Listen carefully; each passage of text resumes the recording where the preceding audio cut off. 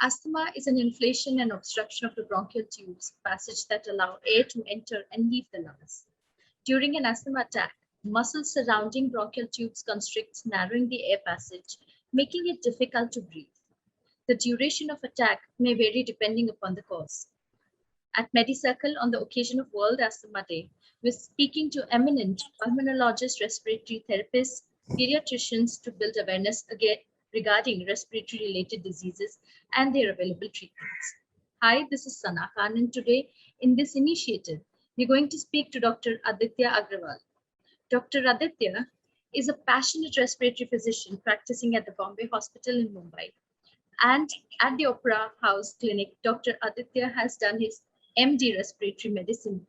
Followed by a DNB, he has done a senior residency at the National Institute of Tuberculosis and Respiratory Diseases in New Delhi. He is a prolific researcher and has several papers to his name. He thoroughly enjoys patient education and respiration academics. Please welcome Dr. Aditya. Hello, Dr. Aditya. How are you? Hi, good afternoon. How are you? We're fine, thank you. Okay, Dr. Aditya, what is an asthma attack? So asthma is a disease which you very aptly describe, where the breathing tubes called the bronchioles, they constrict. And this constriction happens as a reaction to an abnormal stimulus entering the lungs. Now, this stimulus could be anything, any irritant. It could be a gust of cold air. It could be a gust of very hot air. It could be dust or smoke around you. It could be a whiff of strong perfume somebody is wearing, or it could just be your mom's cooking. When these irritants enter the bronchial tubes, or the tubes inside the lung which take air to every corner of your lung, these tubes suddenly constrict to form a bottleneck. Okay. And when this bottleneck is created, the amount of air going into the lung and coming out of the lung changes. What happens is less amount of air comes out, but adequate air goes in, resulting in the lungs becoming hyperinflated. That means full of air, and that causes the chest tightness of an asthma attack. Alongside that, what happens is because the lungs are so full and the used up air is not able to move out of the lung, the pent up air contains lesser amount of oxygen. Hence, a person feels breathless and lacks oxygen. Right. The other thing is, this creates another symptom in a person with asthma attack, which is called wheezing. Now, wheezing is a whistling sound from the chest, and this occurs because air is passing through the bottleneck in the bronchioles at a higher pressure. Right. So, somebody who has a lung attack or an asthma attack will present with shortness of breath, coughing, chest pain or chest tightness, and or wheezing. Okay. That wheezing sound that comes when they breathe, or is it normally heard when they breathe? A normal person does not have wheezing. So when air passes through a bottleneck, it creates certain currents which make the whistling sound called wheezing. No, what So I'm it's asking only is it that an asthma patient, when they're normally breathing, do the other people hear the sound of wheezing when they're talking, or when it's not an attack? So this is a misnomer and a misconception which everybody harbor. Right. That the asthma person, a patient who has asthma is going to be breathless all the time. Right.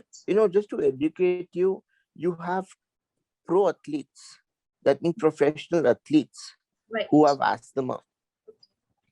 In fact, one of the most famous professional athlete would be David Beckham, the famous footballer from Manchester United. So once you understand that if you can perform at that level of physical activity True. with your asthma, it means that you're a normal person. Correct. Every asthmatic patient is as normal as somebody who does not have asthma. Right. It's just that his lungs rather, are more sensitive to certain changes, and it's very important for the doctor treating such an asthmatic patient to identify the triggers, to identify the reasons why somebody's bronchial tubes suddenly go into a constriction. Correct. So, So uh, so a person who's an asthmatic mhm, will have many days of no symptoms and a few days of symptoms. If that correct. is reversed, that means your asthma is not well controlled, and you need to see your respiratory physician Right. for better asthma control. Correct. So, Dr. Agarwal, what are the tests to diagnose asthma, or how can we detect it? So the most important thing is listening to your patient. Okay. If you listen to your patient, he will tell you that he has asthma. He may not tell you in simple terms that he has asthma, but he will point out with proper indicators that he has asthma. I'll give you a simple example. I've been an asthmatic since I was a child. Okay. I one day I came home from school and I told my father, who's also a doctor, that I had this weird chest tightness and I was Mhm. trying to cough out, but I just could not. I could Okay. not breathe out. And that's when my father said, okay, this looks like asthma. And he got me a test called a pulmonary function test. Okay. It's called a PFT, which proved beyond doubt that I had asthma. And ever since I was treated. And after my treatment started, I had never had those symptoms again. And I know if I'm exposed to certain allergens, which are my triggers, my asthma plays up. So I try to avoid them. So, Dr. Aditya, what is the treatment to this? What do you So the treatment for asthma revolves around bronchodilators and inhaled corticosteroids. So the best way to treat asthma is by delivering the medicine directly into the lung. आप अपने lungs में दवाई कैसे डाल सकते हैं? क्या आप एक टैबलेट अपने lungs में डाल सकते हैं जहाँ आपकी बीमारी है? क्या आप सिरप जो एक लिक्विड फॉर्म में है अपने lungs में डाल सकते हैं? नहीं, आप टैबलेट डालेंगे तो आप चोक होंगे, आप right? सिरप डालेंगे तो आप ठसका लग के आप खांसी कर देंगे. Correct. So in what way can you directly apply the medicine into your lung? The Like solution for that is inhaling something. inhaling something. Exactly. So when I speak about inhalation, what I'm Mhm. trying to do is I'm taking a medicine in a gaseous form. मतलब gas के रूप में आप दवाई ले रहे हैं और Mhm. अपने लंग्स में इनहेल कर रहे हैं. Right. ऐसे करने से क्या होता है, आपकी जो दवाई है सीधा बीमारी की जगह पे पहुंच जाती है. जी. उससे दवाई का डोज भी कम हो जाता है, जी. उससे साइड इफेक्ट्स भी कम हो जाते हैं Okay. और पेशेंट को रिलीफ इंस्टेंटेनियस इमीडिएटली हो जाता है. तो Okay. जब यदि आपको ना आप जाने कि अस्थमा कैसा होता है, तो आप अस्थमा पेशेंट को ऐसा महसूस होता है कि उसकी जान चली जा रही है. ऐसा लग रहा है कोई उन्हें completely constrict कर रहा है. Right. At that time, it's not a very good feeling. And if you can relieve the patient of his asthma symptoms immediately, he will thank you for the rest of your life.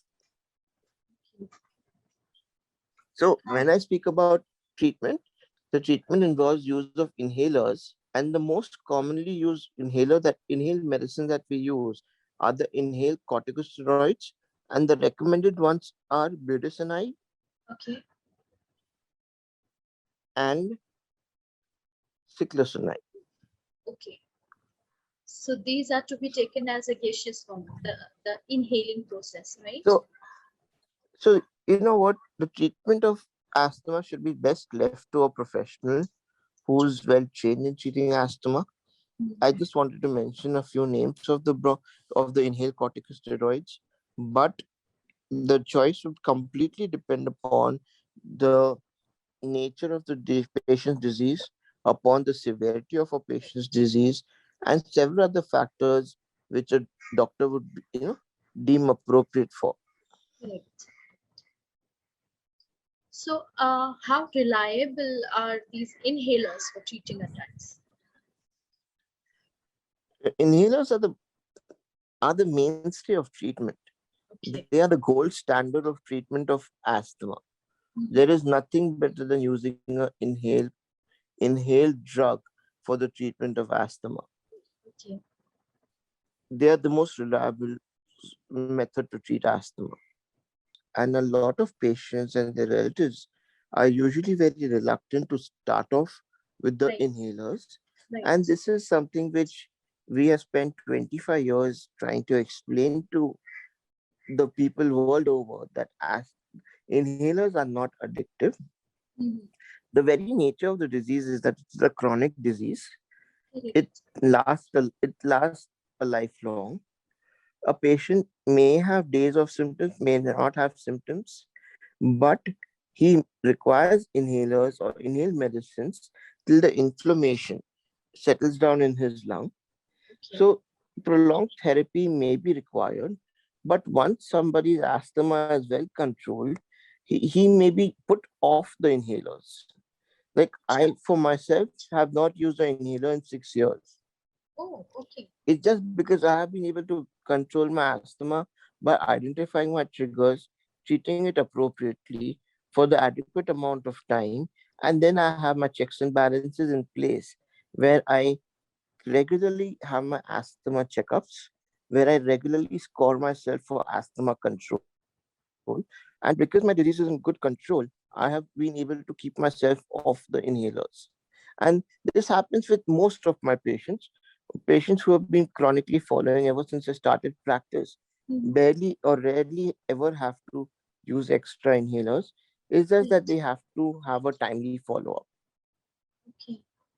So, what are those triggers, Dr. Aditya? वो triggers क्या होते हैं जिससे इतना sudden attacks आ सकते हैं? Are there any common triggers? Triggers could be, triggers are very subjective. Okay. Okay. It depends upon a person.